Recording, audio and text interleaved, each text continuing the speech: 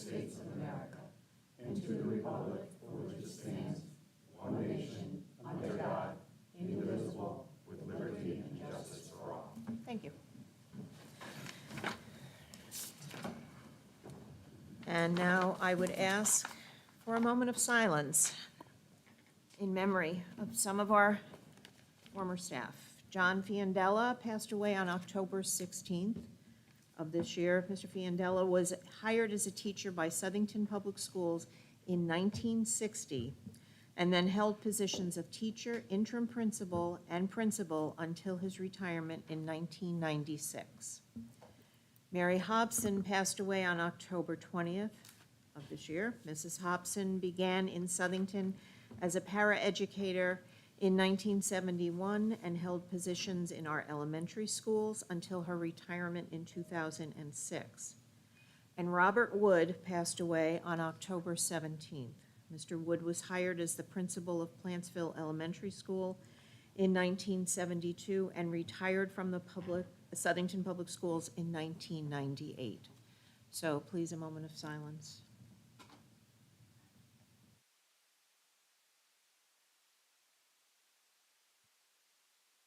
Thank you. And the next item on our agenda, I am looking for an approval of the minutes of October the 12th. So moved. Second. Jump ball. Any discussion? Hearing none. All those in favor? Aye. Thank you. Motion passes. Public communications. Communications from our student board representatives. Good evening, board. I hope everyone is doing well tonight. Let's begin. On Tuesday night, we had the opportunity to be panelists at the Town Council Forum. It was a lot of fun, and it also provided us some insight into politics behind our town, and we're very grateful for the opportunity. The 30th annual Music of the Night took place this past weekend, and it was a great success in some nice weather. A lot of the bands had the opportunity to perform, and they all did really well and had a lot of fun watching the bands play. The FBLA and DECA Halloween party was yesterday, and younger students came dressed up in their costumes and participated in games and other activities. It was a lot of fun for everyone. The NHS blood drive took place today during school, and we are so thankful for everyone who donated blood and also everyone who volunteered. The SHS Fall Concert took place 2 days ago, and our band and orchestra did a fantastic job. The quarter is ending in around a week, so we urge students to hand in any missing assignments and stay on top of their work. As the stressful college deadlines are approaching for many of our seniors, we just wanted to say good luck, and we know that you will all make us so proud. Lastly, there will be a trip to Italy for world language students from November 3rd to the 11th.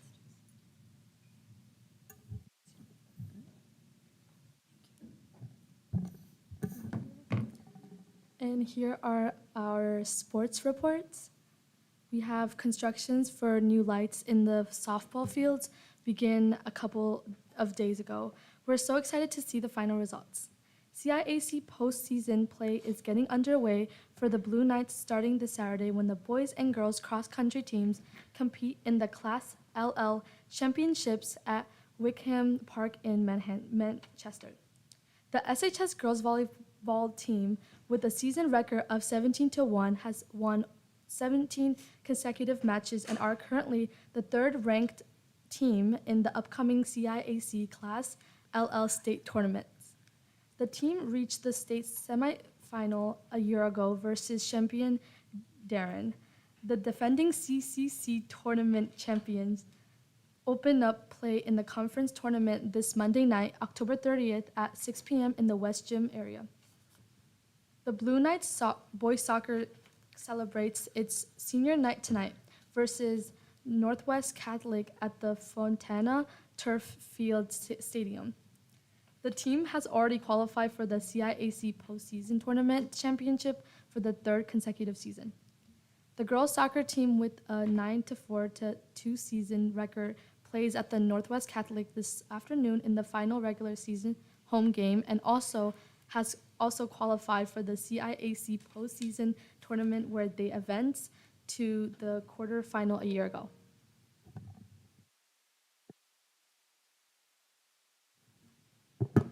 And from the rest of the schools in our district, starting off with Oceana, fifth grade students participated in the CT Kid Governor program as part of their social studies civics unit. Fifth grade teacher, Sandy Chavez invited Paige LaSorenza, a 12th grade student from SHS, to speak with the class about our government. Paige put together an informative presentation geared towards fifth graders and stayed to provide public speaking tips for those students who presented their platforms in a grade level Connecticut Kid Governor School election. In addition, State Representative Chris Polis came to speak with our fifth graders about our state government in an engaging presentation about the different steps that are taken for a bill to become a law and his role in supporting that process. Both of these partnerships enhanced our students' knowledge about our state government and their role as a citizen. From JFK, on October 31st, the Hive Club will sponsor a Halloween dress-up day. Students who dress up are asked to donate a canned food item for the Southington Food Pantry. Additionally, the JFK trivia team, A Sip of Sunshine, named in honor of former JFK teacher Mrs. Cipollone, will represent JFK at next week's Southington Education's Foundation's annual Trivia Bee. Good luck to all. Members of JFK's first LEGO League Robotics team, the Eagle Engineers, have been busy preparing for their upcoming state championship, and students in the CLC program recently visited Lyman Orchards for some indoor pumpkin picking due to the rain. But everybody still had a great time. And thank you to Chris Matzik, owner of the local Dairy Queen, for his continued support of our Eagle Excellence program. Year after year, Chris is a generous supporter of JFK. And lastly, from DePaulo sports teams are wrapping up their fall season by next week, and they did a great job so far this year. Students at DePaulo had their first advisory lesson this week. The goal of advisory is to build positive adult relationships in a caring environment. And not only did they learn about academic success, but they also learned about career planning, time management, bullying, and emotional intelligence. Students remained with their advisory teachers throughout the middle school experience. Unity Day was Wednesday, October 18th. Unity Day is a national movement to bring people together against bullying and promoting kindness, acceptance, and inclusion. Students and staff wore orange that day to express their support. This week, many members of the DePaulo community came together for their annual Light a Pumpkin event. Students participated in a variety of activities, including a pumpkin carving contest, and over 300 pumpkins were in attendance. Students from DePaulo were well represented at the Red Ribbon Rally on the town green last week as well. And special congratulations to DePaulo paraeducator Don Dickow, who was named Paraeducator of the Year for the state of Connecticut. The Education Commissioner, along with Lieutenant Governor Susan Bieswicz and Governor Ned Lamont, visited DePaulo on Friday, October 13th to celebrate her. Thank you to Mr. Pepe, Mr. Medancy, and board members for joining us on this special celebration. Thank you. And if you have any questions, please let us know.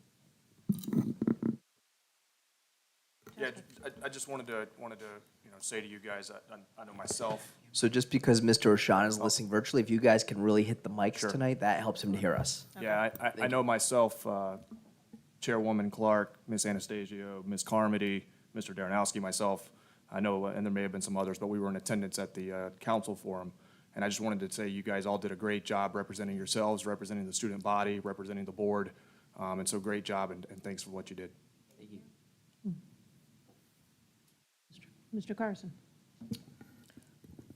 And I just have a comment, and maybe you could provide us with a little update and information specific to the robotics team. And that's just based on a conversation that we had with Ms. Mellett in our finance committee meeting, and very, very intriguing, very interesting. So we'd like to know what you're working on and what's next. Yeah, so the regular season starts up in January, so that's where our main building season starts. That's for FRC. But to get us started and warmed up for the season, right now we have two main things currently going on. Number one is FTC, which is kind of like a smaller version of the robot. It's an 18 by 18 by 18 robot, so it has to fit into those size constraints inches. So it's pretty small, and we have a different challenge every year. And so the upperclassmen are currently mentoring the younger classmen on how to build the robots. And so we have two different FTC teams. So we split up our whole team into two groups, and they're working on the robots, and they've made a lot of progress. And we have our first scrimmage for that on November 18th, I'm pretty sure, at Kennedy Middle School. So we'd love to see you guys in attendance if you could make it. I'll provide more details at the next meeting because I'm not really sure the times at the top of my head. But we also had our FLL programs going on, which is where all the students in the high school team are going out to some of the elementary schools and surrounding towns. Even at the library, we have a program where we teach younger kids about robotics and just STEM knowledge in general. Okay, great, thank you. And correct me if I'm wrong, January 6th is the kickoff that you're going to have here when you find out what the, I'm pretty sure Yeah. last year was, so I think it probably will be here again this year. Okay. But I'll have to double check on that. somebody had given, I think it was the date of January 6th, which Yeah, is a Saturday. The room's actually getting a little small for it. I now would- because last year, the reveal has become quite the Oh, event. you betcha. And The then the it's- kids, as soon as they know the game, they take off and spend the next 72 hours getting Yes. immersed in it. Yes. Did anybody else have any?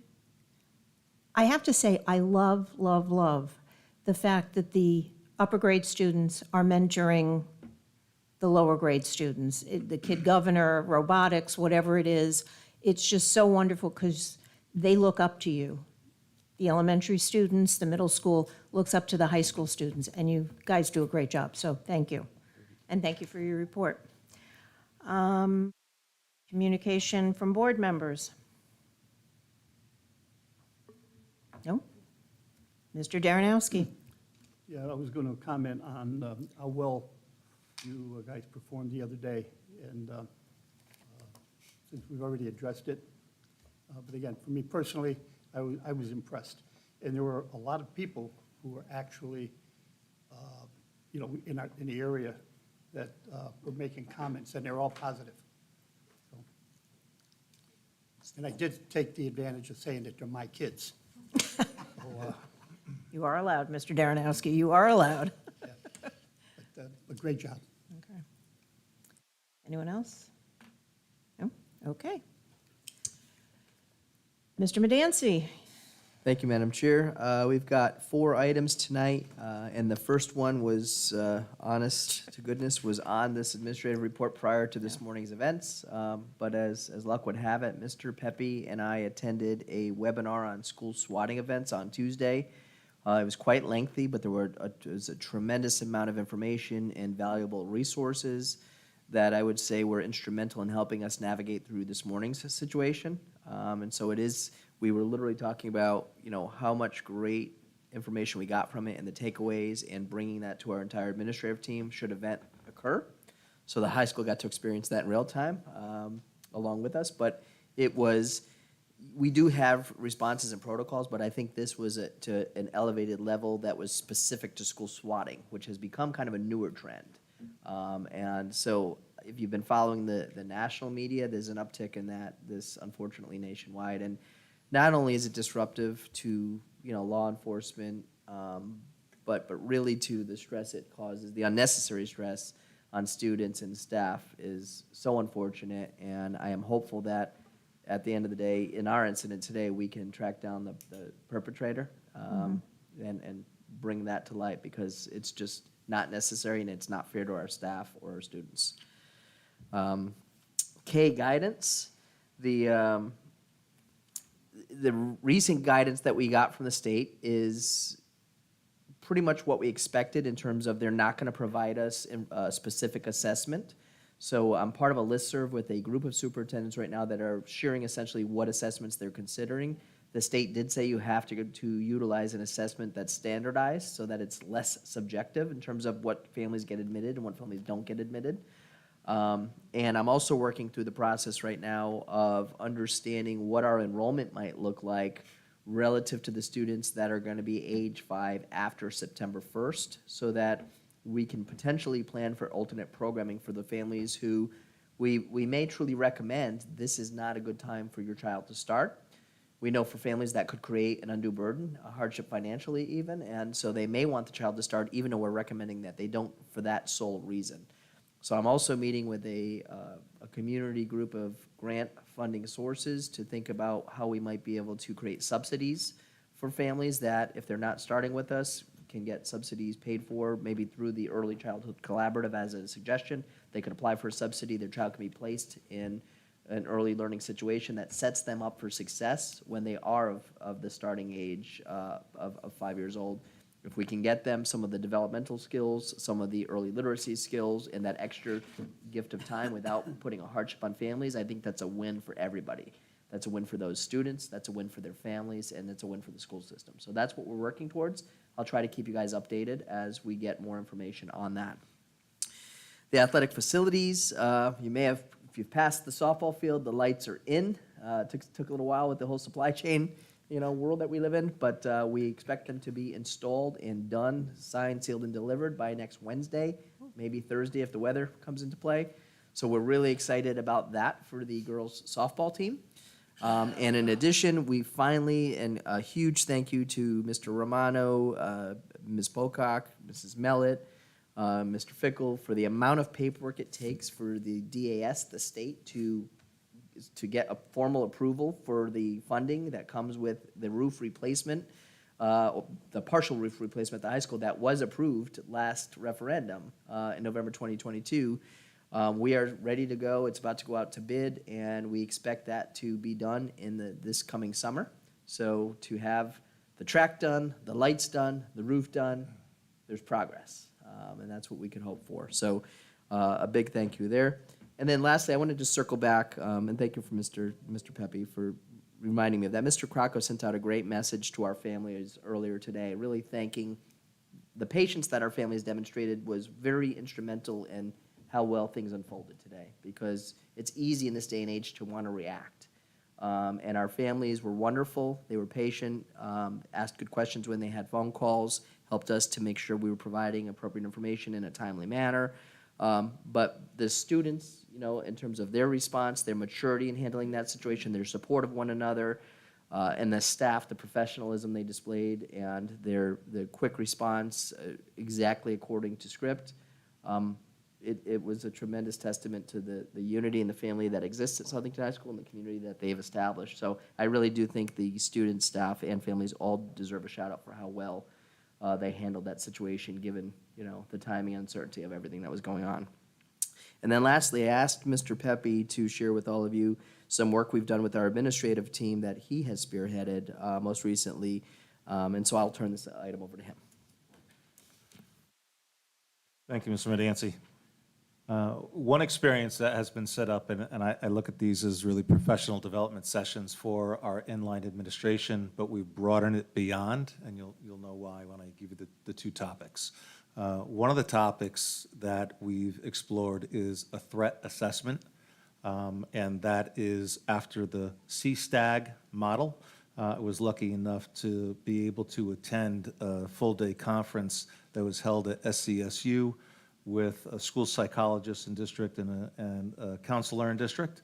And it was a day of learning that we were able to then develop a PD session for all of our, again, inline administrators, but also we invited, using our Tuesday afternoon meeting time, our school social workers, school psychologists, as well as school counselors at all levels. And we're able to go through the threat, and I take it back, the threat assessment model for the social workers, psychologists, and counselors will occur on election day. The one that we had all together was a training for urgent response for mental health crisis. As we know, more and more we're dealing with dysregulated youth and kids in crisis. And the potentially one option that we have is to send our kids off to an emergency room, which isn't the best place for them. So through this safety consortium was able to bring in a director of one of the urgent care crisis centers. There's 4 in Connecticut. And she was able to present to our psych, social worker, and guidance counselor, along with all inline administrators, in order to give them, this is an option that you may need to tap into when you have a kid in crisis. The only 2 restrictions that they have, if they are restrictions, are if a child needs to be physically restrained, they can't take them, and if they need medical help, meaning they need stitches, they won't take them. Otherwise, they bring them in. That was piggybacked with the threat assessment training, because all too often we end up with a student that has suicide ideation or homicidal ideation. And in order to address that, we know they need to be seen by someone. We need some assurance that they're not a risk to themselves or others. And so that linked directly back into the urgent crisis center. So those two experiences and training for our inline admin as well as our mental health support staff, something that gives everyone added advantage and more tools in their toolbox if needed. That concludes our report for tonight. Thank you. Does anybody have any questions? Okay. Okay, communication from the public, agenda items only. Okay. Seeing no one. Committee reports, Policy and Personnel Committee. Yeah, thank you, Madam Chair. The Policy and Personnel Committee met on October 11th. First, we reviewed Policy 3542.1, its purposes and facilities, food service. The revisions were reviewed, and this policy had been revised in February of 2022, but due to some recent legislative changes, it prompted further language adjustments to the policy. Policy 6141.4 is curricular exemptions. It was presented and reviewed. The committee requested additional samples and related terms further defined. The information will be brought forth for review at the November meeting. Language within associated regulations for Policy 6172, curriculum extensions, gifted and talented program, were also reviewed. The change accurately identifies where related information is found. And revisions to Policy 9160, student representatives on the Board of Education. If you guys all recall, this was brought up by the last student reps that we had. So we reviewed that. There's some additional edits that we did request as the subcommittee. Mr. Pepe's going to go and investigate some of those, some policy language that'll go around those as well. And he'll also be working with Mr. Crocco to address some of those, and they'll bring it back to the committee for further review. Questions? Thank you. Next up is Curriculum and Instruction. Mrs. Anastasio. We had a meeting. SHS teacher Sarah Leventhal presented the Comprehensive Learning Center, formerly Achieve. It's called Art Shop Curriculum. The focus is to teach combination of art and photography to students with varying disabilities. The course is broken into three main categories. 1, Arts Minds unit, which consists of 26 mini units.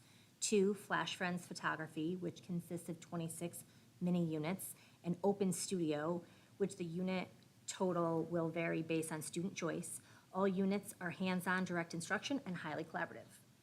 SHS Department Leader Tom Hinman presented revisions to computer science principles. Currently, this course is only taught at the AP level.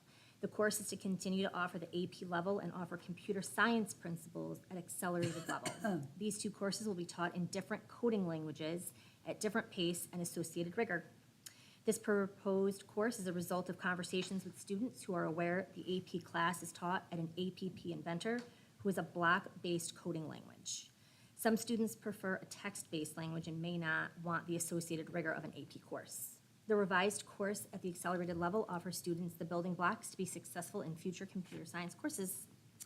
Visual Basic Programming 1 and 2 will be reclassified as accelerated, and successful students will further into AP or the Accelerated Computer Science Principles course.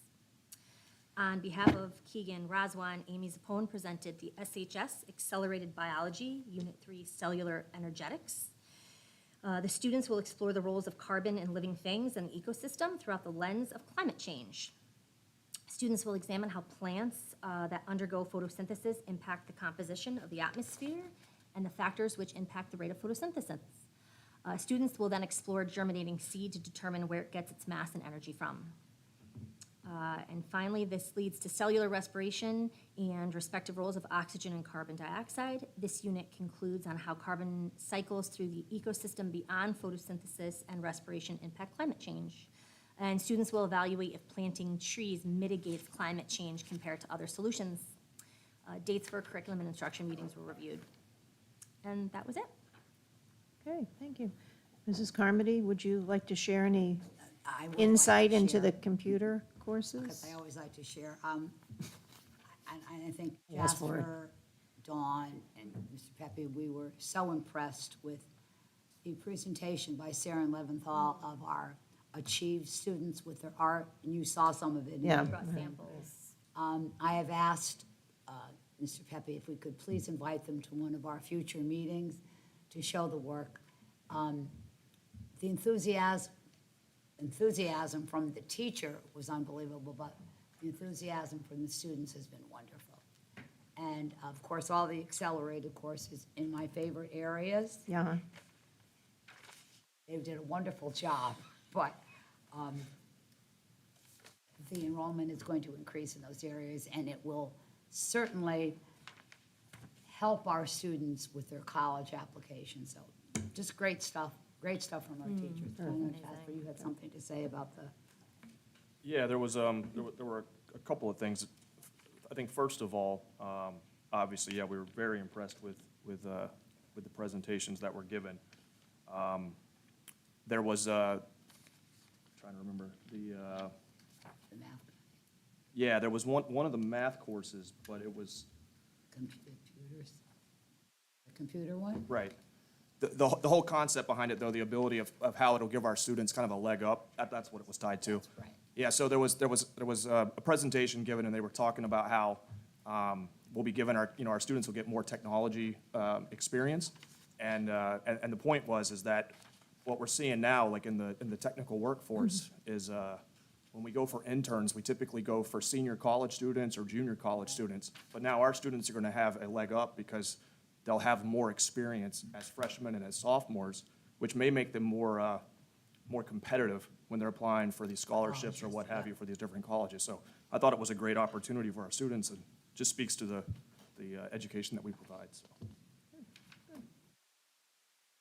Thank you. And next committee report is the Finance Committee. Yes, thanks. Mr. Sharnowski. So the Finance Committee, Finance Committee had met on Thursday, October 19th. The first thing that we discussed was a new maintenance vehicle purchase. So one of our vehicles is deteriorating, so we're looking to replace that with a new Ford, I think it was a transit van, E320, yeah, transit van. We discussed, I think the cost was approximately about 53 or 54,000, if I remember right. It's not on here. We looked at a couple options here. So the first option, we got a quote from the Ford Leasing and Financing for approximately 9%. I think it was 9.09. We discussed whether we should actually do that or just purchase the vehicle outright, just to avoid the financing, for that car or for the truck.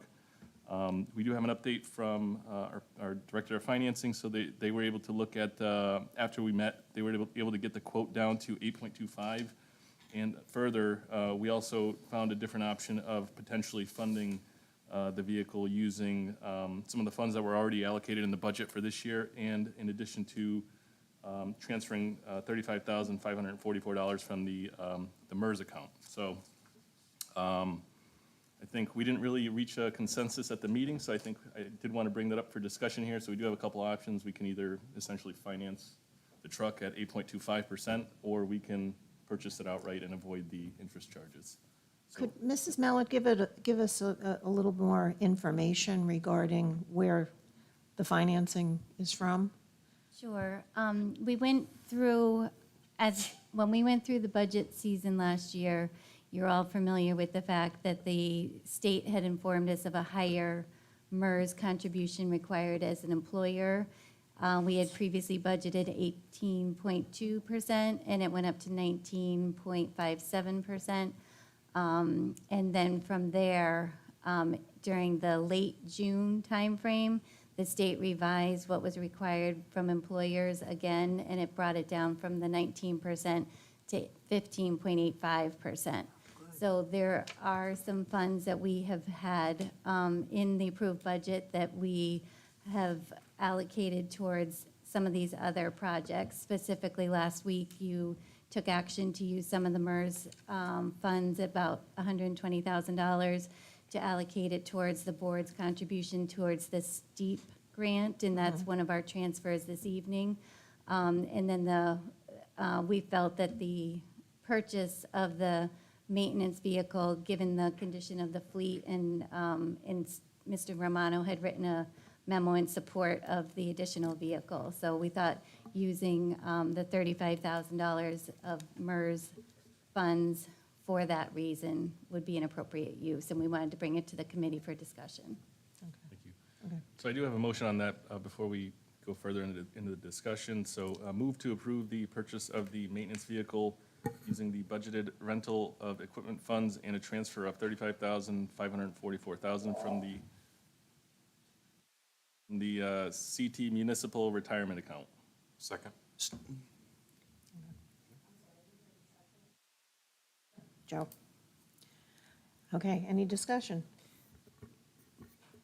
Any session? Yeah, I mean, I obviously would support buying it outright over financing. Yes. Say there's a motion on the floor to purchase the vehicle with the $18,000 in rental funds from the operating budget and $35,544 of unencumbered MERS funds. I couldn't. He was, oh, okay. Joe? So I just had a quick question. What's the, I guess, the amount of interest over the course of the loan? Like, what would be the additional cost? If we went forward with the motion on the floor, there would be no financing costs. We would be purchasing the vehicle with a one-time payment of, It would be cash funded, so there's no interest. No, Right, what would but- it have been? What would it have been? At 9, whatever the 9, or 8.25, 8.25 Yeah. that you 25, yeah. negotiated down. Joe, based on our finance committee meeting, it was an approximation of around $10,000 at 8.25% over the course of 4 years. So the vehicle costing us approximately $53,000. Yeah, and then an additional $10,000 in interest expense. Okay, great, thank you. And I'd like to thank the folks on the Finance Committee for going one step further, to think creatively, to save everybody money. So I thank you for that extra step.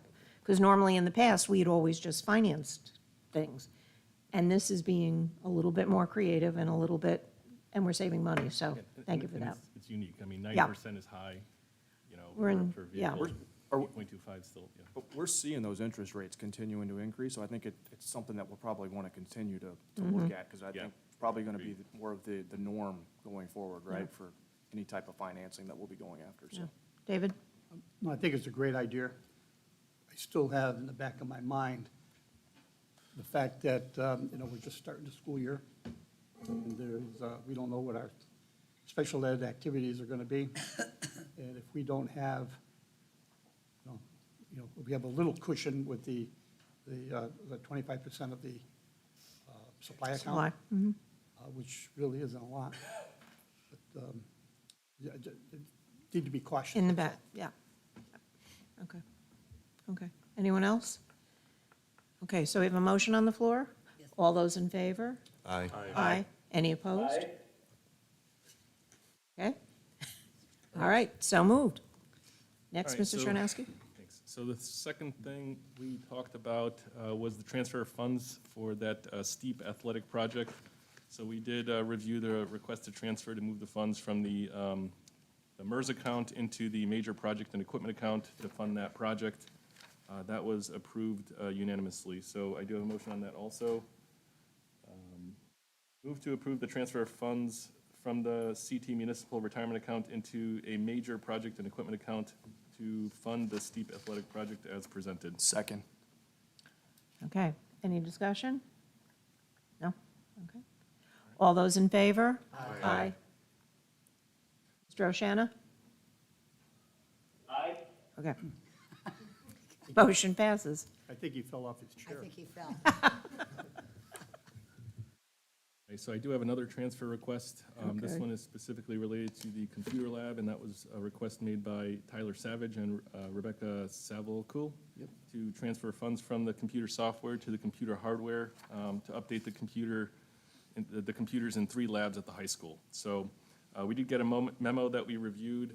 This was related to, I think, the project Lead the Way lab, and replacing some of the Chromebooks with Windows machines and taking away some of the funding from what we had allocated to the cloud to purchase some of these laptops instead. So I do have a motion on that to move to approve the transfer of funds from computer software to computer hardware to update the computers in 3 labs at the high school as presented. Second. Any discussion? Hearing none, all those in favor? Aye. Any opposed? Okay, And one more thing here. okay. This has no action on our part, but this was something that we talked about was the $300,000 school lunch loan that we had provided them during the period of COVID. If you guys remember that. So no payments have been made to that loan at this time. And we were looking at some options of what we should do with that. The administration had requested that we release them from being repaid back. And we did not have any consensus on that. We were basically waiting to hear back from the auditors, which would be on site on October 30th. And, did I miss anything on that? Ms. Mellett? No, I was also going to mention that as an update after our meeting, we have some additional information that I'll share back to the Finance Committee at our next meeting when we were preparing the report for the state. So there'll be an update to this, and the auditors are coming on site next week. Okay, That's it. very good. Any questions? Okay, thank you. Okay. Town government communications? I don't have any. Mr. Medancy, do you have any? I do not. Okay, next item on the agenda is our Con Ed battery storage. Barb, Yes. I'd like to make a motion that the Board of Education approve moving forward with the concept of the RWE property lease for a battery storage system at DePaulo and Kennedy Middle School to be considered by the town council. Second. Okay. Any discussion? Mr. Darrenowski?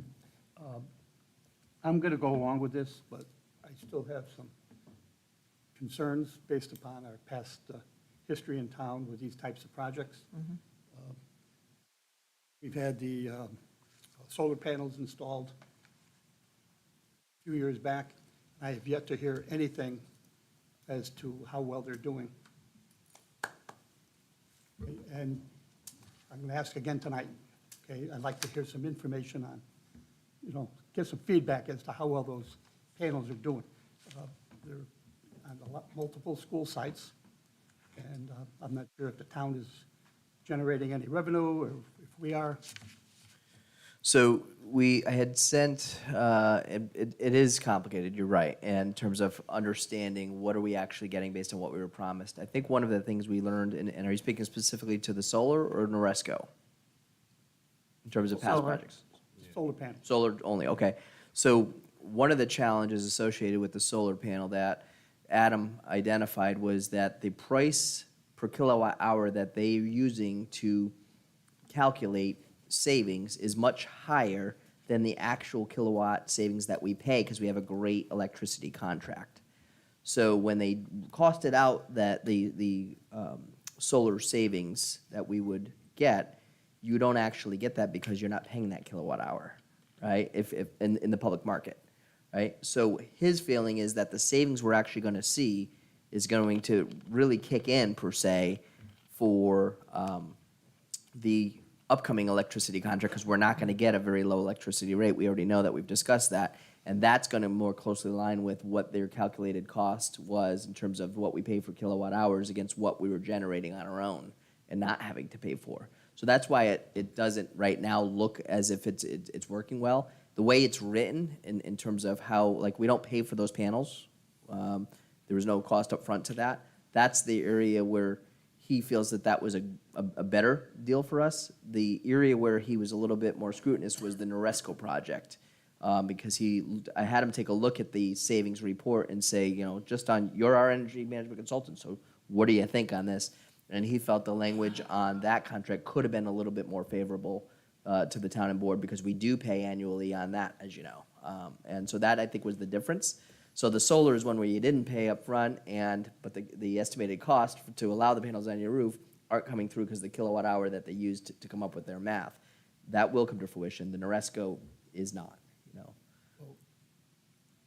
I don't know the detail of the arrangement that the council had made Yeah. for them. I have no idea what that is. But other places that I know have had panels installed, there's either a monthly, quarterly, or annual rental of the space that they're put on. Yep. I'm not even sure if we get anything like that.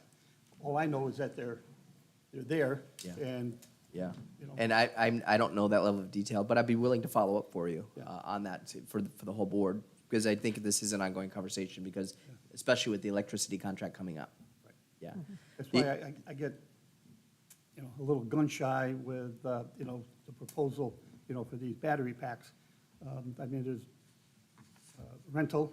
Yep. Is that locked in solid every year for what So period of time? it's a 5-year lease with an option for an additional 5 years, so it could be up to 10. And so that's the area. There is no cost to the district in terms of being locked in, because we're not investing anything. Right, but the revenue stream, that's all I'm interested in. Yeah. Is, So there are a few revenue streams, right? One, we can quantify directly, it's the lease payments that we're gonna receive, and that's locked in and hard, set. The second revenue stream, which we can't necessarily predict, is, and we've had conversations about this, is the valuation of that piece of equipment on each of the properties in terms of what it will contribute to the grand list. Now, probably unlike cars right now, I don't see the battery appreciating in value over time. I see it depreciating in value over time. So the reality is, the benefit initially to the grand list versus what that may look like in 10 years may be far different. The third, which isn't quantifiable because you don't know when your blackout periods are in terms of the grid and peak energy usage. It could happen 3 times a year. It could happen 6 times a year. It could happen potentially, I guess, if you think about the summers we've had, 9. That when those periods occur is when you potentially could realize savings. Outside of that, you don't. And so they can't run a potential savings projection without knowing what the weather and the use of those batteries are going to be against peak demand at the schools.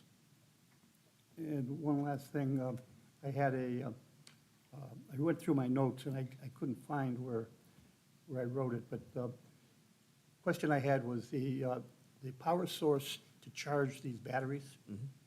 Okay, is that on our meter, or who pays for that? No, that was answered at one of the, that's what's called front of the meter. So that we are not charged for generating the electricity that's used to charge the battery. Okay. And I know way more about batteries than I care to at this point. Mr. Ashana had asked if I could repeat the motion, if that's okay? And you guys are still open for discussion, but Yeah. I want him just to Oh, hear yeah, what you're repeat it. discussing. Yeah. Move that the Board of Education approve moving forward with the concept of the RWE property lease for the battery storage system at Joseph A. DiPaolo and John F. Kennedy Middle Schools to be considered by the town council. Mr. Boucher? So I guess Yes. I'll get you after. Yes. Go ahead. It's easier for him. I mean, I'm in favor of moving forward with this. I've been in favor from the beginning. I think it's a program that's gonna give us, the district, if I'm not mistaken, $50,000 a year for putting this on our property. I guess I'm guessing if we said no, there's a possibility of putting it maybe in somewhere else if we wanted to.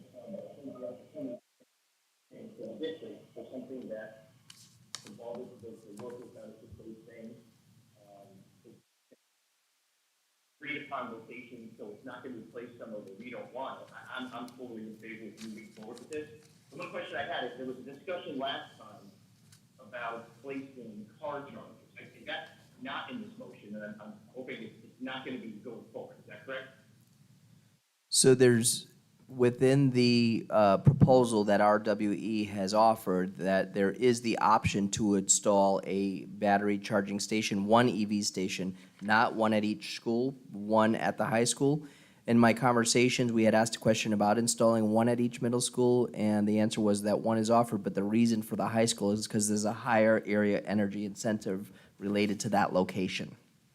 I think ultimately, If you put it at the high school, that would have to be, it's not gonna get its power from the batteries, right? That was one of the discussions. Would it get the power Correct. And the answer, Then it would have to be hooked into our system, correct? correct. And so at that point, the board would, you could choose not to install the EV station, or you can choose to have it metered in order to generate revenue from it if people were using it.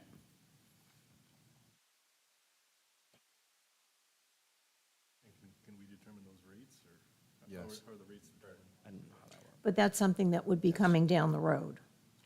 If Yeah. the board chose to If- even if- proceed if with that. we- That's an yeah, if we offer even- that yeah. RWE will make as a, a Yeah. contingency within the contract, but you can choose to investigate the meter itself further as Mm-hmm. a topic and decide to proceed or not, and then what the parameters would be for its operations.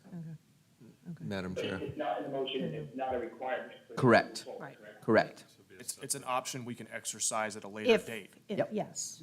Joe, you had, So a quick question. talking to the mic, and So, since, and I'm sorry, what was your name again? My name is Greg Carey. Greg Karen. So I know that we've installed these batteries at other districts, it sounds like in New York. I know you Yes, toured, had I've- the opportunity to tour one of them. Do you have any data as far as like rough cost, about $1.2 million for these batteries? What is essentially the like assessment value? And I know it's not going to be exact, but do you have tentative numbers of what that looks like? I don't have solid numbers, but it will be the cost of the battery and installing the battery. So it would be somewhere in the $1 to $2 million range. That's what we're estimating Okay, right now. and then typically with like machinery and things like that, it's usually like 50% of valuation, so the potential for like a $500,000 assessment or 500 to $1 million based on like a $1 to $2 million number? Evaluation, you mean? Yeah. Right, like what would it be assessed at as far as like on our grand list? Yeah, that's something the assessors probably are better off answering than me. We have not yet spoken to them, but obviously, when the project moves forward, we'll want to sit down and talk about a depreciation schedule and a tax rate. And Has the unit tax at the water plant already been installed, or? No. No? No, Okay. it has I was not. just thinking, because that may give us, for foreshadowing if it was done. Right. It probably will be done sooner than ours, and Right. so maybe that makes it to the grand list this year, and we'll have some foreshadowing at least. Okay. And again, like, I know that we talk about numbers all the time, and I know Mr. Oshana brought up the $50,000. $50,000 represents 0.05% of our overall budget. Mostly to Mr. Darrenowski's point, again, with the solar panels, there was the amount of savings, but I feel like a lot of the savings was eaten up by the cost of the management of the energy plan that we had in place and everything else. So I guess my biggest thing, and I think this is partially why we were so initially paused by it, is, again, like, making sure that there's not an I gotcha here or anything else. Again, like, essentially, having been to Kennedy Middle School today for a cross-country meet, that system's loud over there, and that was unforeseen. Making sure that this is something where, it aligns with, again, like, the quiet of the communities. We believe in having schools within the community, so it's not like they're put away from our neighborhoods.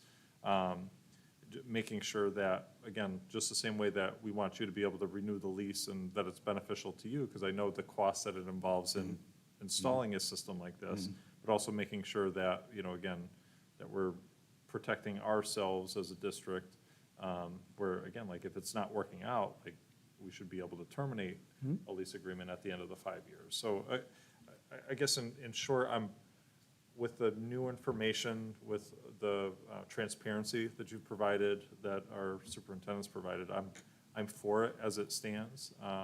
But again, like, to Mr. Oshana's point, we could be losing all these savings if we start to go into like the unmetered car charging and everything else. So I think that we really have to make sure that Look we're at that individually that, long-term. looking at. Yep. Thank you. Appreciate it. Mr. Carson? Yeah, and I think this is great conversation. And again, at this point, I'm in favor of the project.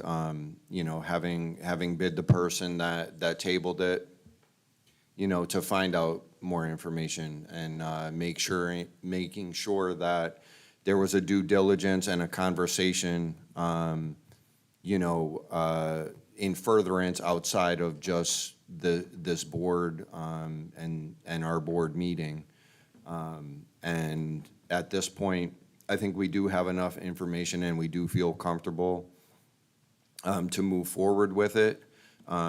We appreciate, you know, the offering of providing an EV charging station at the high school. And again, that's something that we can discuss and visit at a future time. But I just want the public to know that, you know, the deciding factor for me is the overarching benefit to the town. This isn't just a school district decision and the benefit that a $50,000 lease payment is to our budget. Yes, we're going to have increased electrical rates and costs moving into future budget cycles. And so, yes, that $50,000 will help offset some of those increases. But having the equipment, leasing the property and having this valuable equipment here in town at our two middle schools will also allow the town to see tax revenue, which, you know, again, we don't have solid numbers because it's something that our tax assessor has to evaluate and do the calculation on. But based on similar equipment, similar evaluation of equipment between $1 and $2 million, and our current mill rate, I mean, the town initially anyways, with the initial evaluation, could see a tax revenue in the tens of thousands of dollars. So, you know, I actually sat down this afternoon and worked through that. So it is significant beyond just the lease payment, and it's important for, you know, our residents and our taxpayers to know that. So. Thank you. Any further discussion? Should we do a roll call? We have a motion. and a Yeah, we do, we do. You have Yes, a we do. motion in a second, yes. Yeah. Just to be, yeah, we'll do a roll call vote, please. Yes. Yes. Yes. Yes. Yes. Yes. Yes?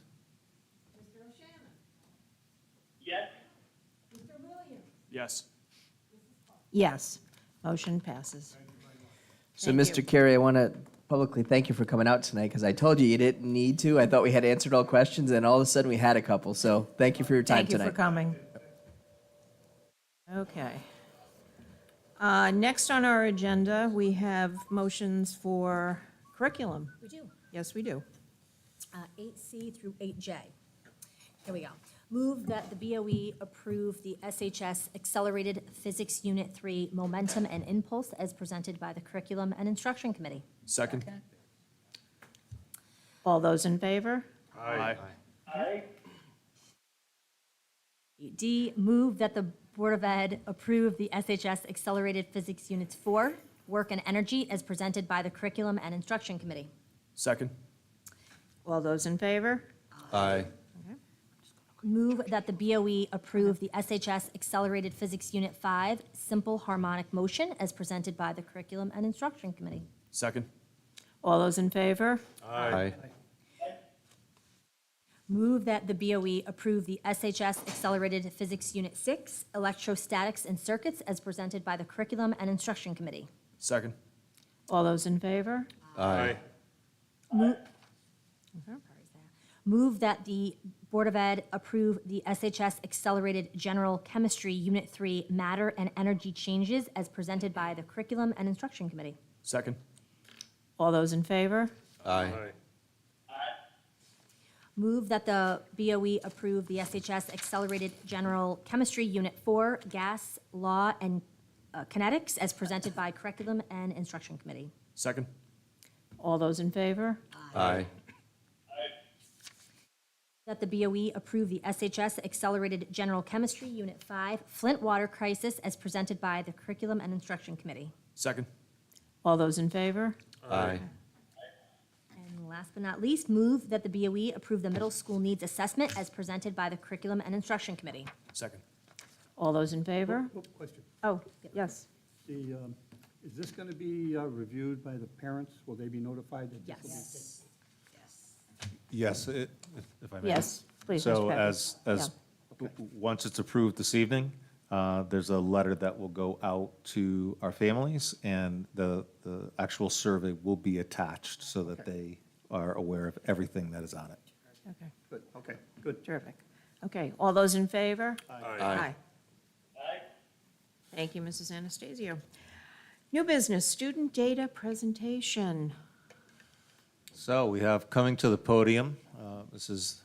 Amy Zappone, Stephanie Lawler, and Alicia Nailway, and they are going to present to you. There's some of the reasons why you just had all of that C&I approval, because they're like a churning machine, but part of what they also do is help us to analyze our summative assessment results, present it to our administrators, and tonight they have a presentation for you. Take it away. Okay, thank you. Good evening, everybody. We're here tonight to share with you the spring 2023 data for Smarter Balanced Assessments, the NGSS, and the SAT. Just a quick reminder that the Smarter Balance is given to all students in grades 3 through 8 to measure performance in ELA and math. The NGSS is given to students in grades 5, 8, and 11 to measure performance in science, and the SAT is given to all grade 11 students. Thank you. So before we jump into the data, I just want to remind you that Connecticut's Next Generation Accountability System measures 12 indicators that really measure how well a school and a district are doing to prepare students for success in college, career, and life. And tonight, we're going to review the indicators that are connected to those data points. So we're going to take a look at the percentage of students demonstrating mastery in grade level standards in ELA, math, and science, and the percentage of students exceeding those standards. And just another reminder is that those achievement levels fall on a scale from level 4 being exceeding the standard, level 3 meeting, level 2 approaching, and level 1 does not meet. So here you can see that on average as a district, we have 63% of our students meeting or exceeding across grades 3 through 8. You'll notice that across each of the grade levels, we're pretty consistent with a dip in grade 8. I did do a little digging and found that prior to COVID, grade 8 on average fell in line with the other grade levels, on average 68% meeting or exceeding. This slide here presents you with some historical data in ELA across all the achievement levels. And as you can see, we've remained pretty consistent with a slight dip overall since prior to COVID.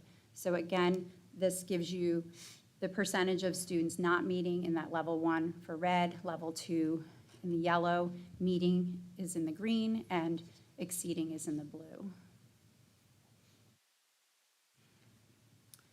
This slide shows how Southington's achievement compares to other districts in our DIRG. So Stonington leads in the DIRG with 71.4% of students meeting or exceeding, and Rocky Hill at 68% meeting or exceeding. At the tail end, you'll see that New Milford and Windsor have 40% of their students, and Southington, you'll see, falls on that higher end within our DIRG, being the 7th highest out of 24. The yellow dot, which we'll talk more about in a little bit, reflects the percentage of students who are in the high needs subgroup who have met or exceeded the standard. These are students who qualify for free and reduced lunch, EL, and students with disabilities. And so we'll talk a bit more about that, but you can see from this bar graph that we're slightly higher than most in our DIRG in terms of the percentage of students in those high-need subgroups meeting or exceeding. So in addition to looking at achievement, we also take a look at growth. So once students take Smarter Balance in grade 3, growth targets are set for each student. So that when they look at, did they meet the target for 4th grade? And then a new target is set for 5th grade and so on. So the growth rate is the percentage of students who met their growth target. So in 22-23, 37.7% of our students in grades 4 through 8 met their growth target. What's weighted, what we pay most attention to on the accountability system is the average percent of target achieved. And so on average, 57.4% of the growth target was achieved by all students. So of that target, the average was 57.4 of the target. I know it's a lot of math. And we know how I am with math. Same here. Okay, so 37% met. Their growth target. Okay. Of the average percent of the target achieved by students was 57.4. Okay. I know it's a lot of math for ELA and social studies. Okay, thank you. Okay. So again, this slide compares our growth in terms of average percent of that target achieved in our DIRG. So 57.4% of the target was achieved by all students. And in terms of growth, we fall in the middle of our DIRG. Old Saybrook was, I think, leading, at 67.3% of the target achieved, and Ledyard at 49.4%. So we're somewhere right in the middle. And again, the yellow dot reflects the growth of our high needs group. So on average, this group met 54% of their target, which is very close to the overall. So I'm going to turn it over to Alicia, who is our math and science coordinator, and she'll share some data. Great, thanks. All right, so the first slide we have up here is the Smarter Balanced performance data for math. This is an average from grades 3 through 8, so our district average was 61.2% of students who met or exceeded the math achievement for Smarter Balanced, and then it's broken down by grade level, and you can see that the data ranges from 52% in 8th grade to 72% in 4th grade. So there is a little bit of a range in data across the grade levels. And then taking a look at this slide, this is the average historical ESPA math achievement in grades 3 through 8. And you can see that our math data shows that we've made a recovery from COVID. You can see where the COVID line is. And we're up to 61% in 2023, which is the highest it's been since 2019. That was the highest.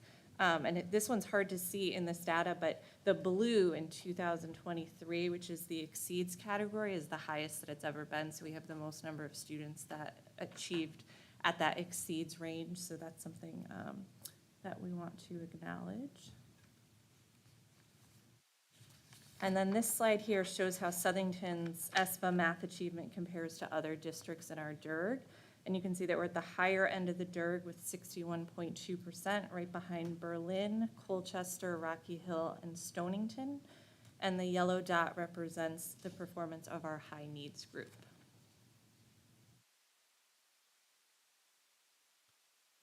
And this slide here focuses in on growth, and growth is reported in two ways, as Steph had mentioned. The growth rate is the average percent of students that met their growth target.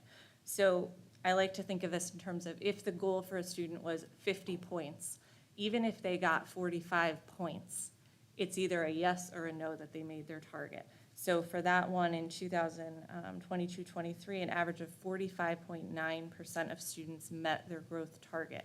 And then the second way we look at growth is we look at how much of that target did they meet. So the example I gave you with, the 45 out of 50, they were very close. So the percent of their target achieved was very close. So that's where the second one tells us they may not have made their target goal, but how close were they? So when we look at that second measure there, an average of 66% of students growth target was achieved. So that's the amount of the target that was achieved on average. So both of these numbers are above the state average for growth. And then this slide here again represents how Southington did compared to other districts in our DIRG in regard to the average percent of target achieved. So you can see that Southington had an average percent of 66% of target achieved, which is at the higher end of the DIRG. And the other piece to draw your attention to is the yellow dot represents the growth of our high needs group. And you can see that it's very, very close to the overall percentage of that growth target.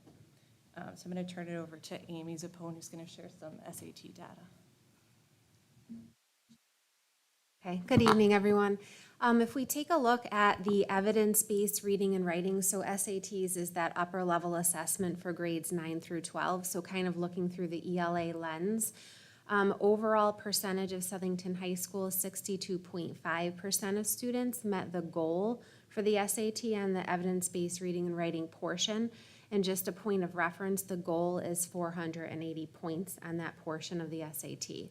So about 10% above the state average there. In terms of the math section of the SAT, the goal for the math area is 530 points. Currently for the past year, the data came in at 44.5% of our students meeting. So certainly you can see a difference between the ELA and math, still both about 10% above the state, but certainly areas that we want to continue growing in. One of the things that I want to point out is we have been tracking this data over time, and we've talked to the curriculum committee about kind of that dip in math over the last few years with SAT, so we recognize that and we started to mitigate and put some steps in place. So this past spring, new curriculum was formally adopted, so we are in a year one of implementation of new curriculum for Southington High School mathematics. So we're very optimistic about new curriculum in place, professional development and instructional strategies. So we hope over the next few years we can start to move that achievement up for our students. In terms of percent meeting goal, this is the reading and writing portion of the SAT specifically, you can see the number at goal, which we just discussed, 62.5%, and then you can see the other levels. So we have students that are in that approaching band, which are who we're kind of keeping an eye on over time. How do we get them to move and grow? What can we put in place to help them get there? And you can see the historical trends here over time for the last few years. The COVID year is omitted, but our data has fluctuated up and down a few percentage points here and there. In terms of, in terms of English instruction and curriculum at the high school, that department is also undergoing some curriculum updates right now, focusing in on a balance of literature and nonfiction reading, also giving students exposure to different types of shorter passages because we know certain things about testing within high school, out of high school. In the world that we're in now is a lot about shorter academic passages, fiction and nonfiction, so we're trying to incorporate those angles into our work to support student success here. In terms of the DIRG and for English language arts or in the reading writing portion, we are a little bit below halfway through our DIRG. To give you an idea of the range, so Windsor, which is at the bottom of our DIRG, the average score there was 472, and then at the highest end of our DIRG, East Lyme is 550 points on that section of the SAT, so we're falling in the 505 as the average range, just so you can see how that spreads across. And then again, like the other ladies ahead of me mentioned, the yellow dots are the high needs performance across those bands. Now shifting to math historically, you can see the math data over time. So specifically what I was talking about with the number of students meeting goal, you can see that decline in that area, which is what again precipitated some of our work in thinking creatively on how are we going to reach success with all types of learners and different math courses and curriculum that we're offering. In terms of comparison with the DIRG with math instruction, We were 10th in the DIRG there, and the range that we're looking at, so at the top of our DIRG is Rocky Hill. The score average was 561. Windsor at the bottom was 457, and ironically, our scores were identical for the English and reading portion for SAT, so falling in at 505 for that math section as well. So that's the SAT portion for reading and math. We're going to shift into science now for the district. So NGSS is our next generation science summative assessment. That is given in grades 5, 8, and 11. So those are the benchmark years where we look at success in science. So looking as a district, all grades combined, 65.9% of our students met proficiency, which again is that level 3 or 4, meeting or exceeding. Certainly above the state average there. When we look at the breakdown, very close in range. The grade 11 takes a little bit of a dip there, but between 60, and 65% on average for our performance. Historically, since we've started NGSS, and this assessment hasn't been around as long as Smarter Balance, it came a few years after, you can take a look at the trend there.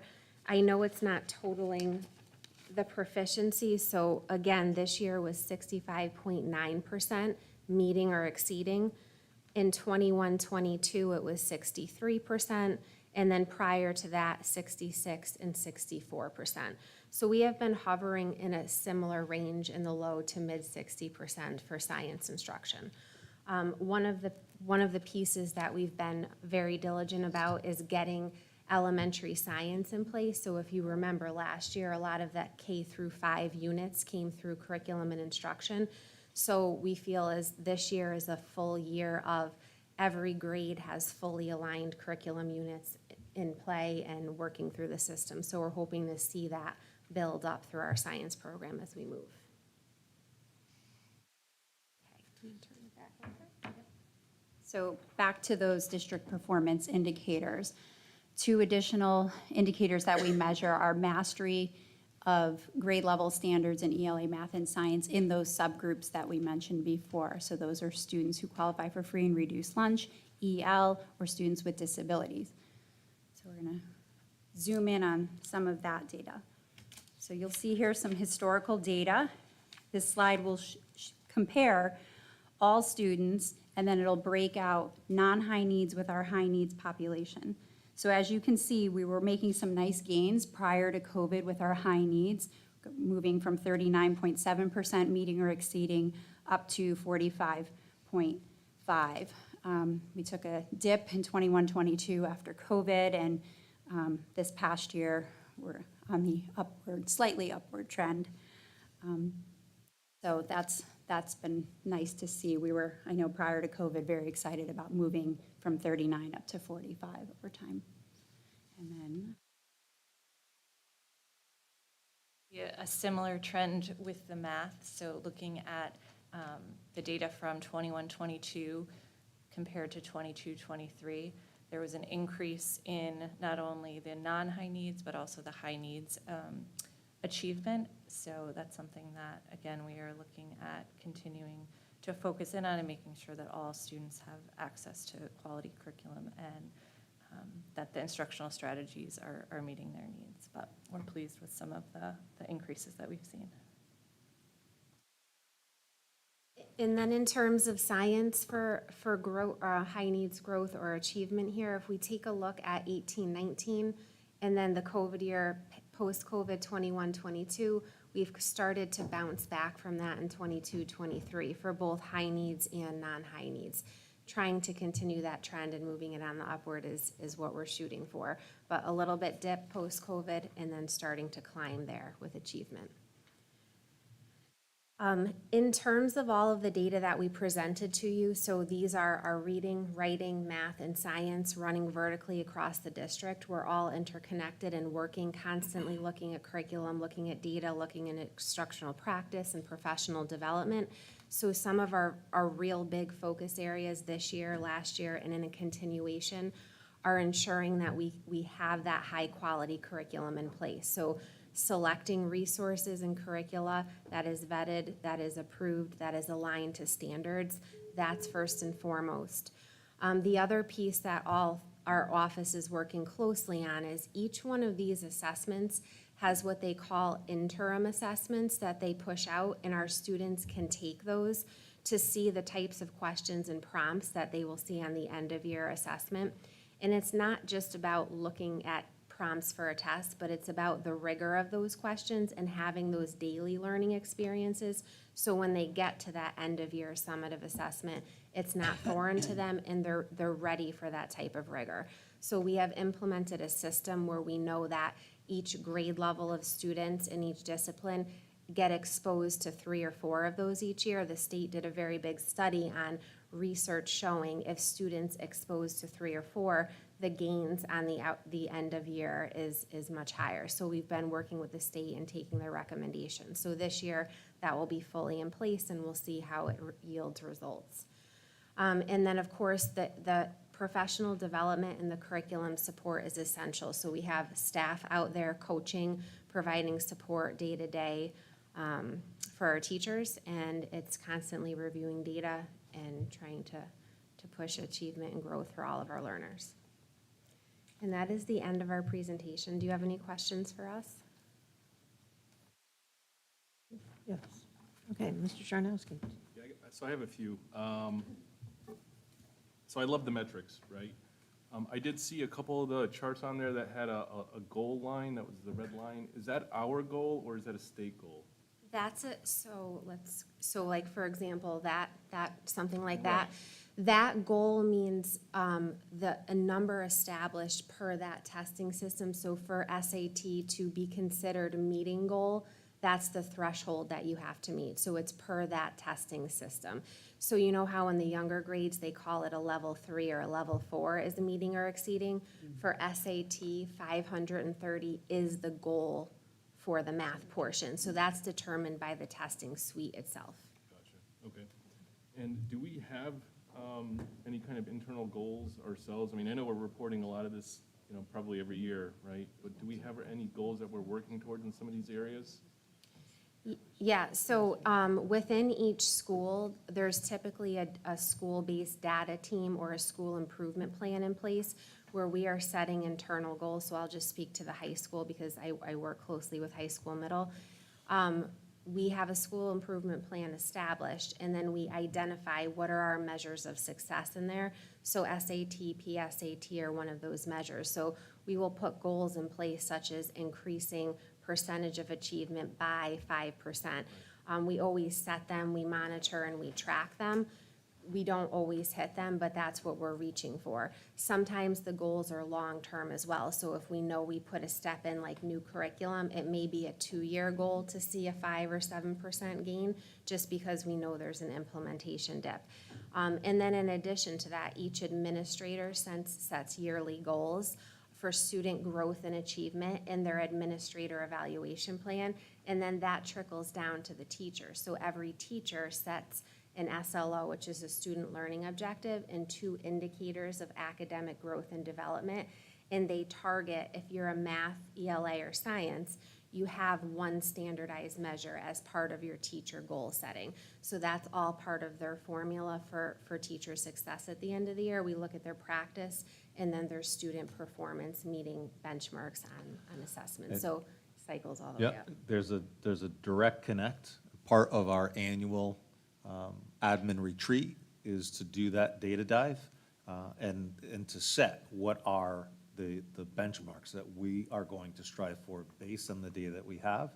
That information then is used to set our teacher IGD and SLOs as well. So that through line occurs. And that internal analysis happens all year long, but essentially starts in that summer based on all the data that has come in. And I do have one more. Okay. So this is kind of an open-ended, maybe kind of a loaded question, but I saw some of these tables here that kind of show a negative trend over the years, right? What do we need to do as a district, right? What do you need from us to reverse that?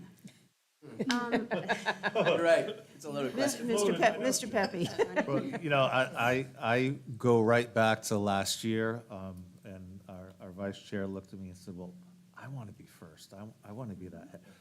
Part of what we deal with are the annual challenges in terms of budget, in terms of budget allocation, reallocation. Not to say that money is the answer to any solution, but there are proven, tried and true measures in terms of student achievement. And we know that student-to-teacher ratio is one. We know a viable curriculum is another. So we're constantly working on making sure, as you saw tonight, bringing forward that curriculum and then ensuring that it is implemented with fidelity. And we're constantly analyzing the data and saying, what's next? What can we do differently from last year to this year that we haven't done in order to push us forward?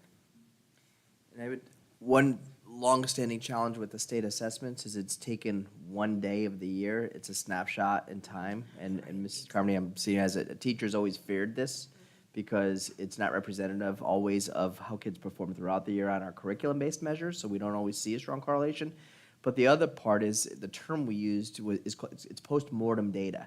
You get the data from the state after the kids are gone. They're not your students anymore. So it's not like with our curriculum-based measures where we're taking the data and reacting to it in real time. Like we gave this assessment, it's telling us this child needs to work on this skill. So we're going to target with a small group of students that have similar needs with that identified skill and work with them directly on that. This data really just helps us more so to reflect on specific cohorts of students that may have significant needs or areas of curriculum that we want to address. That's a great point. It is one data point, and we use multiple. We use the live data on the day-to-day also to drive what's occurring. May I say something? No. No? Did you raise your hand? Thanks, Mrs. Clark. You're welcome. I think thank you very much, ladies. I think we also have to be well aware that we still are being affected by the years of COVID. I mean, there's no question about it when you look at the differences in the years previous, okay? We are doing an excellent job with curriculum, with professional development. I've worked with Amy and just so proud of everything that you have presented to us. But let us, James, I think we have to keep in here someplace that COVID has had an effect on our children's scores, not just in Southington, nationally. And I don't want to lose sight of that. I'm not making excuses, but I do know that that has an effect. I just wanted to add that. Sean was next. Just a quick comment. Is it quick? Yeah, Mr. Williams can go Oh, first. okay. No, I was actually, I was going down the same path you were, Ms. Carmody. So I remember reading in an article in Wall Street Journal last year, and they talked about the NAEP results, and they talked about how, the learning loss through COVID and what it equated to in dollars. It's pretty alarming. The one thing that I appreciate is that we didn't wait to see these results to start to say, hey, we need to make some changes. We need to look at what we can do with our curriculum to try to, make up for COVID learning loss. So I'm excited to see, and I look forward to seeing, what the results look like as we get into the next year, now that we're at, T0 to Tier 1 for the new curriculum. But, to your point, talking about the loss across the country, it's not a Southington issue, right? One of the things in the article had mentioned that between 2019 and 2022, 4th and 8th graders, there wasn't one state or one large school district in the nation that saw improvement in that category. In 8th grade. So again, I think it's very important, right, that we level set our expectations based off of what we came through with COVID and the shutdowns and the change to, hybrid learning and what have you to now. So again, I appreciate the focus and the dedication to, to trying to make up that loss and get the district on track. And I think that we'll see the results of that as we continue to move forward, so. Mr. Carson. I have a bunch here, and I'll try and unpack it as succinctly as I can. But I'll start off with Mr. Chernowski's question. And our administration did a great job in answering that, but I want to hear from the teacher perspective. What do you need in answering his question? Oh, go for it. Just go for it. So I think it's a loaded question, and each one of these graphs and each one of these data points tells a different story, right? And then there's the background of what we know about each one of them. So ELA, math, science, they've all had their different journeys when it comes to curriculum, instruction, staffing, the type of assessment. I think some general things that we feel very strongly about are funds to support curriculum, and we're very creative with that, right? So we're looking at open educational resources whenever we can, and you've seen those come in because they are high quality and they're cost effective. So supporting what we're bringing forward through curriculum and instruction and having the faith and trust and our ability to research and bring forward good products, I think that's a continued ask.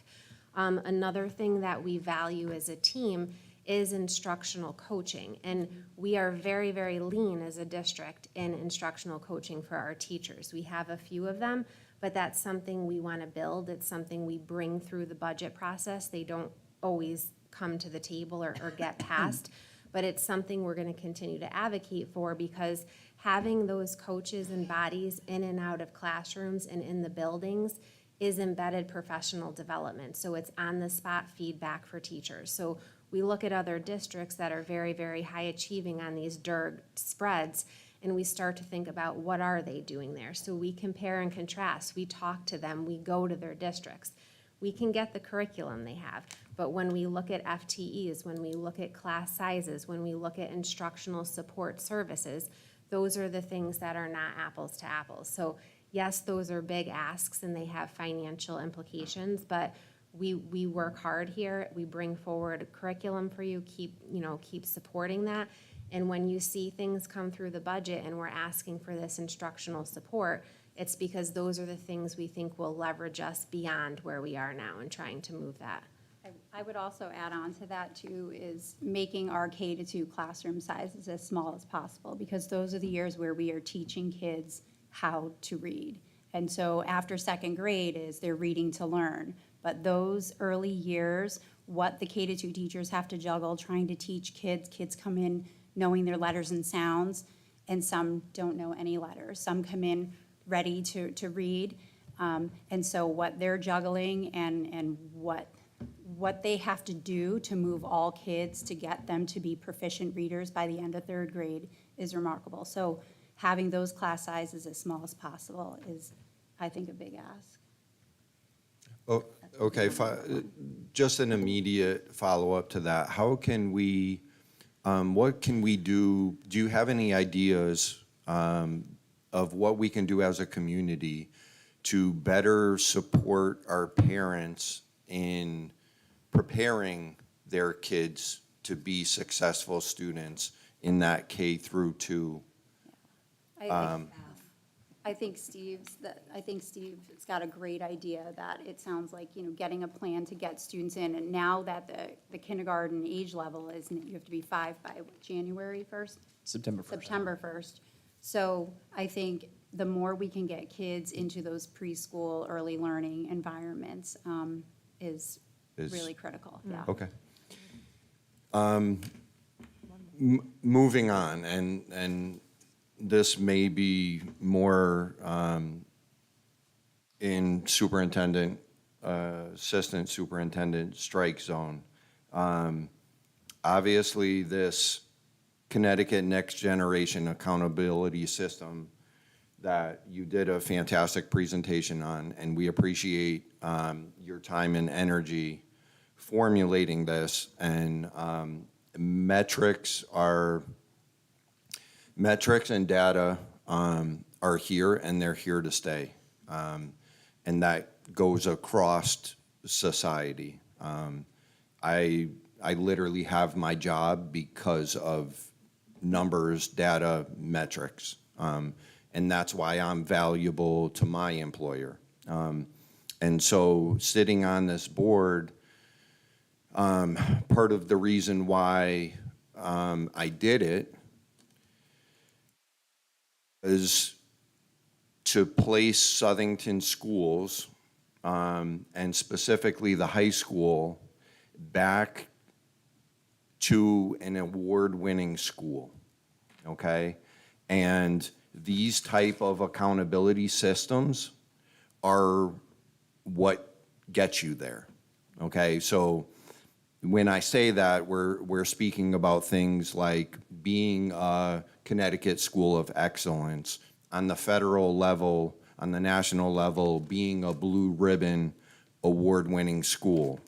So I can promise you that part of my mission and my goal is to challenge those two gentlemen and the rest of the administration to make sure that the state of Connecticut knows that we're here, knows what we're doing, the successes that we're having, and how do we get on that podium to make sure that everybody else knows, okay? So with that said, I don't agree with the 12 indicators that the Connecticut State Department of Education has put together and has listed here. I will tell you that what I heard in your presentation is language, math, science. And when I'm reading through the indicators, I'm seeing things like physical fitness, arts access, chronic absenteeism, academic growth. Just those 4 things alone, that's a third of the accountability and assessment system. What are we doing as a district to make sure that we're achieving with regards to those things? Because even within this brief little Q&A, document that I'm reading from, that's provided by the state of Connecticut, it says, the question is, what has changed since the previous accountability system, which goes back to 2016? And here it says, measuring growth provides a more accurate picture than just looking at a snapshot in time of student performance, which you brought up, and I understand that teachers are in full agreement with that. Snapshot doesn't show the full picture.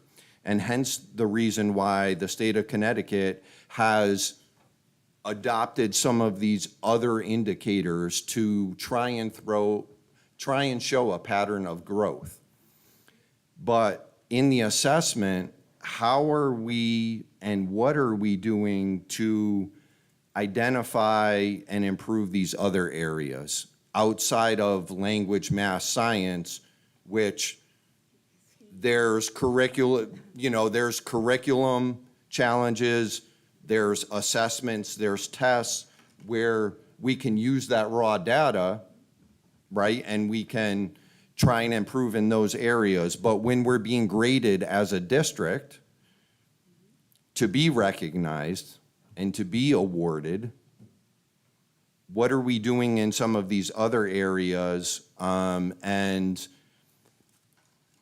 my second question, That's just the end of the first question? Right, yes. Do you want to pause, or do you want to keep going? I'll Only because I'm afraid I'll forget to respond to each part in there. just let me add one thing. I do want to know, and you don't have to answer me now, but I do want to know what our chronic absenteeism percentage in the district is. Go ahead.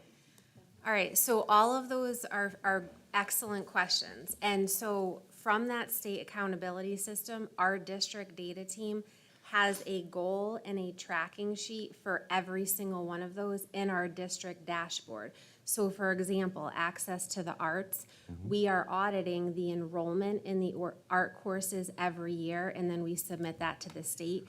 And part of our revised program of studies every year is to increase offerings. So in about a month or two, 2 new music offerings are coming to the table for you.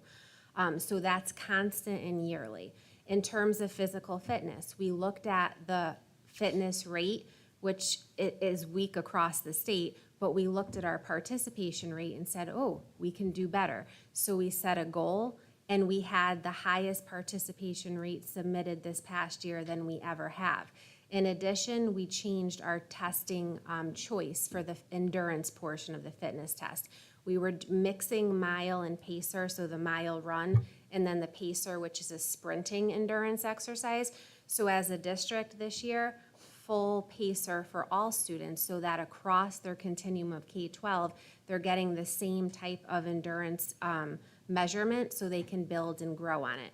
So each one of those indicators is part of our district data team, and we do just what you're saying. We look at it and say, where are we now? Where do we want to be? And what are we going to put in place for this year? Chronic absenteeism. So we run that data every single month by school, and we're tracking trends. So each of the building leaders, and I looked at Mr. Krako, because every month in our admin meeting, we look at the chronic absenteeism data. We have the percent, and we're setting a goal to decrease. But we take it even further. We look at who's on that chronic absenteeism list down to the student. Then we put a plan in place. How do we support them, and how do we get them to school? So an administrator, a counseling staff, admin, all work together to put a plan in place to reduce that chronic absenteeism. Okay, thank you so much, and I love your answer, and I love the work that you're doing. I'm hearing the right things, and I love that there's accountability at each and every school. I think it's so important, and it's actually something that I want so available and pronounced that if I walk into a school and I talk to an administrator and I ask the question, what was your monthly chronic absenteeism, that I get a response on the spot, because I think it needs to be that top of mind. And so with that said, I'll just add, and hopefully you can speak to this either now or in the future, but the state's LEAP program, okay? This is a gigantic program that is federally funded, and it's fully funded at the state level through 2026, I believe. And that LEAP program is specifically designed to identify the chronic absenteeism and the learning loss that has occurred because of the pandemic. What is our connection to that program, and how are we using it? And is the state our partner, or aren't they? So before we go there, I just want to back up to give you just a little more insight as well. Everything that Amy said, part of it is a big tribute to our superintendent, who, coming out of COVID, said we need to revitalize the district data team. Part of our process as a district data team was to take the very indicators that you mentioned, because as you look at those, obviously there's a variety of what we're being measured, and we may rank order those a little differently. And as a group, we rank ordered what we saw to say, what are we going to put stock in? What are we going to value? What's the low-hanging fruit, just like Amy described in terms of the physical fitness test, where you could get more credit theoretically just by doing things a little different and making sure your recording is a little different. That same exercise was done with our complete administrative staff. So to your point, in terms of making sure that our administrators are aware of these indicators, that was all part of our work earlier this year. Great. To revitalize, to revamp, to bring that back into focus as we continue to I'll say, bounce back aggressively from everything that took all of our attention was the pandemic. Now it's back to business.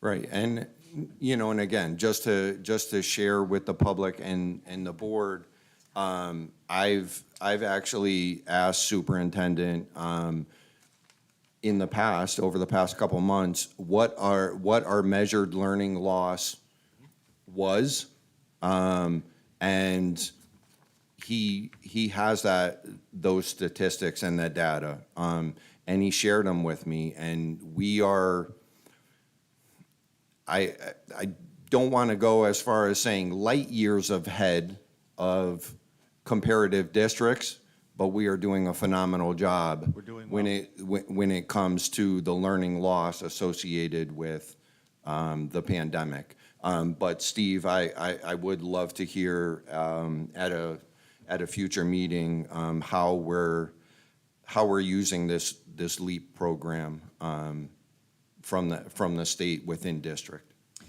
So just a follow-up, and I don't want to go on too much longer because I know the attendance data wasn't part of the agenda, but I would say, just because I could pull it up on the app that we have 12% chronic absenteeism and truancy, which is far lower than I would guess to say a majority of districts across the state that may have different socio. That LEAP program was designed in urban, really I'm just going to put it out there, for urban districts that had about a 40% students attending regularly, so they had about 60% chronic absenteeism rates, and they were struggling to get, if you remember some of the districts, one particular urban district, New Haven County district, didn't come back for almost a full year after us until February. And so the students, to get them back into school regularly was a task well beyond with the fact that we were back in school that September, despite the March shutdown. So I think the impact on chronic absenteeism for us, it's not so much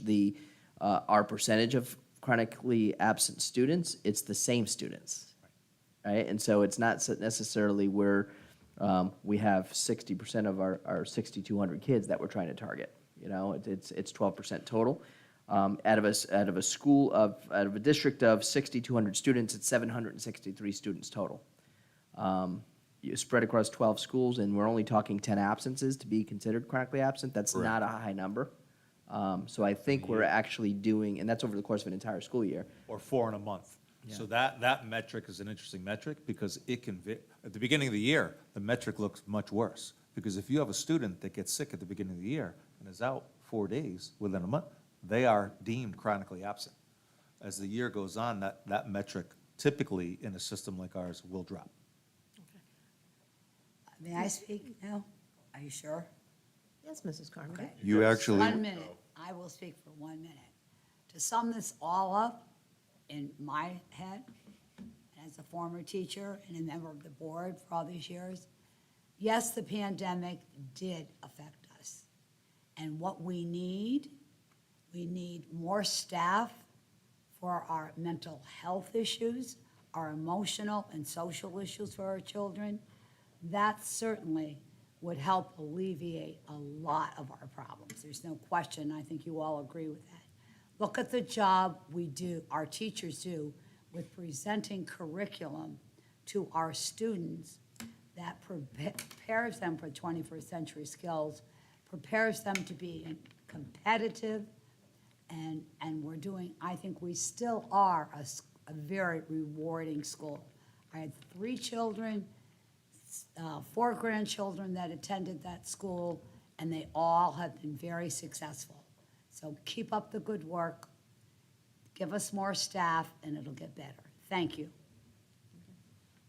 You're telling them to give us more staff? I only was Clone 1 yourself, minute, Joe. clone yourself, let's. I was 1 minute. May I? Yes. So just a couple of quick things. So the definition of a high needs student, just like a quick synopsis of that. So it's a student who's either a multilingual learner, free reduced lunch, or special needs. Okay, A student and with a it doesn't have disability. to be, like, it just. It could be any one of those three things. in that Takes category. up the whole And there can category. be an overlap. Okay.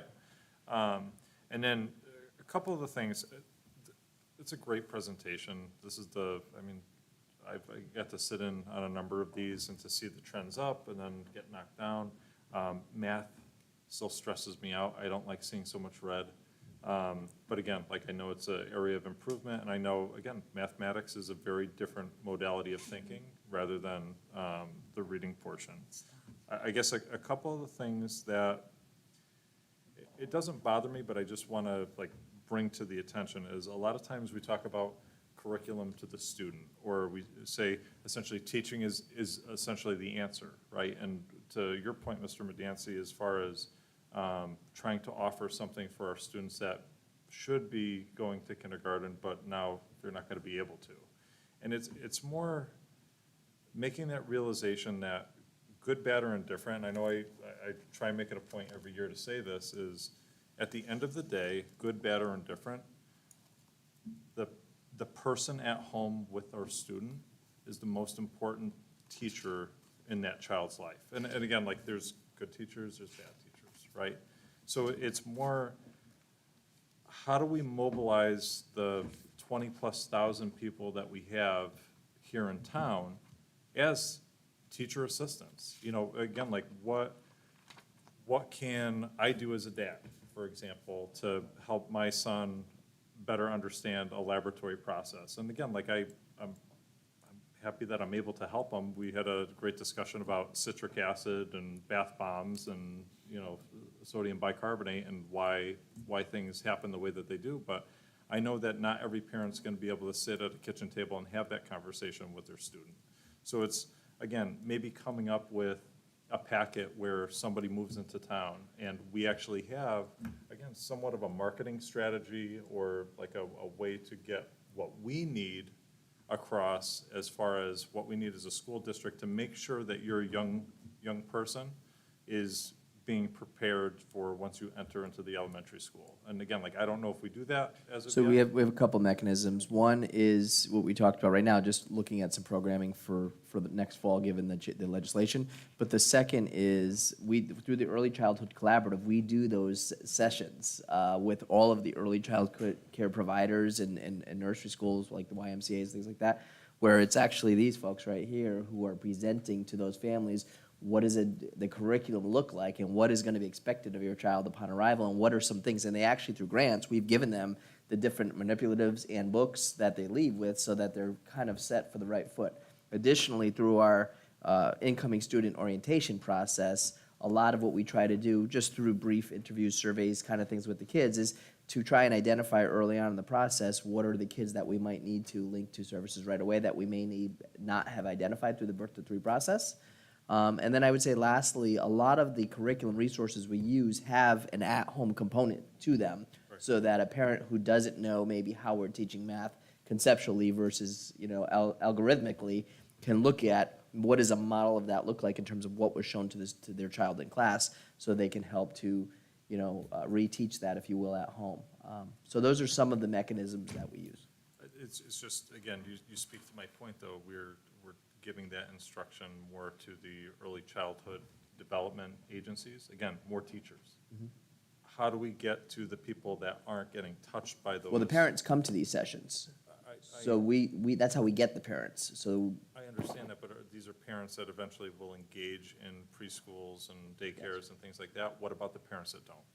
yeah, so So that, and again, I'm not asking for an answer. It's just more, how do we collaboratively work together to engage those students that we were talking about, as far as, again, they're not meeting the marks? How do we, is it reaching out to the churches in town? Is it reaching out to Bread for Life? Is it, you know, again, we have such great community resources to be able to do that. And again, like, I'm not going to belabor the issue. I know this is kind of gone on long enough, but like, creating those community and public partnerships. One of the things that I heard get sort of buzzword, and I always get nervous with the English component, is the shortened passages. We live in a society of, we read the headline, and that's our news for the day. And again, there's such little understanding. I feel like we see that currently, you know, with the mess that we have in the Middle East and everything else. You know, you have some people saying, well, the Israelis are to blame, and then you have other people that say the Palestinians are to blame. And again, like, we have a problem where we're not diving into information. Attention span. And again, like, we live in a society of goldfish. It's like, ooh, a castle, ooh, a castle. And we really have to do our due diligence to make sure, again, like, I understand why we do that, to shorten up things, but it's also trying to give kids the wherewithal to get through, okay, like, we understand this is a little bit thick as far as something to get through, but really understanding the premise of, again, going past that headline, reading paragraph 1, paragraph 2, paragraph 3, and actually completing through a simple article and trying to really understand what we have going on here, because I'll tell you, like, it's concerning. So, and that's regardless of metrics, it's just the right. And I could tell you that the shift and the reason that was mentioned was because, totally agree, and it needs to be a balance. The shift in that strategy for test taking is because the SATs actually shifted. So they shortened their reading samples. They completely changed how it's being presented, so we didn't want our kids to be at a disadvantage Right. of not seeing that. So, but yes, there needs to be that balance of being able to dive in deeper to the information. Great. Thank you. Any other? Okay. Thank you. Thank you.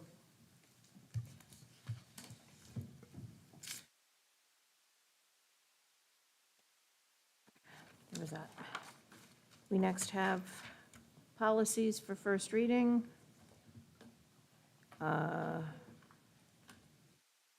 Policy 3542.1, purpose of facilities, food service revision, first reading. Next, we have curriculum, comprehensive learning, art shop curriculum, first read, computer science course proposal, first read, accelerated biology, unit 3, first read. Okay, so those were just first reads. So if you have any questions about any of those, you can talk to Mr. Pepe. Next up is the special education positions. That the Board of Ed approves special education positions as recommended by the administration. Second? Okay. Any discussion? Okay, hearing none. All those in favor? Aye. Aye. Any opposed? Okay. Next up is the unaffiliated compensation technology department. Move to approve compensation for technology department unaffiliated staff as proposed by the administration. Second? Do I have any discussion? All those in favor? Aye. Okay. Next item is the superintendent's proposed goals for 23-24. To approve the superintendent's proposed goals for 2023 to 2024. Second. Any discussion? Yes. This has been a pet peeve of mine. Okay. Way Before back. you were even superintendent. These are much better, I will give you that.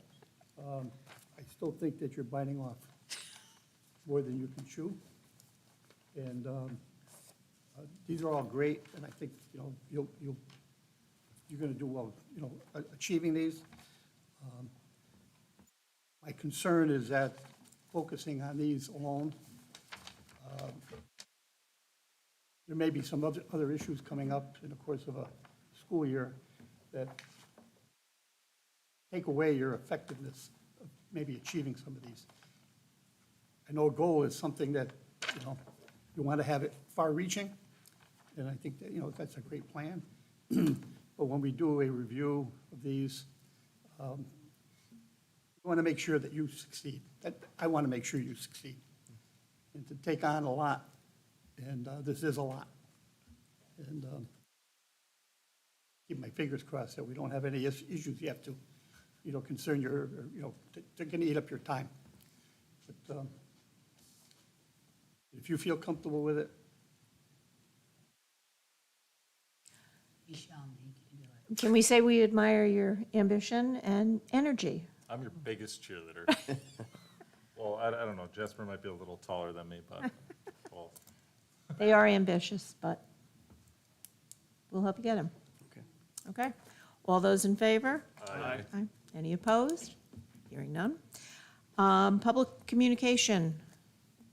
Alexandra was here and left. Okay, no? Okay, I guess you left. Move to adjourn. I didn't ask for a motion yet, sir. I didn't ask because this is our last meeting as this board. I'd like to say thank you, Dawn, for your service. The town appreciates it, we appreciate it. To my fellow board members here, I don't know what is going to happen in 2 weeks, but I wish us all the best. So good luck, and thank you. Now, Mr. Darrenowski. Second. All those in favor? Aye.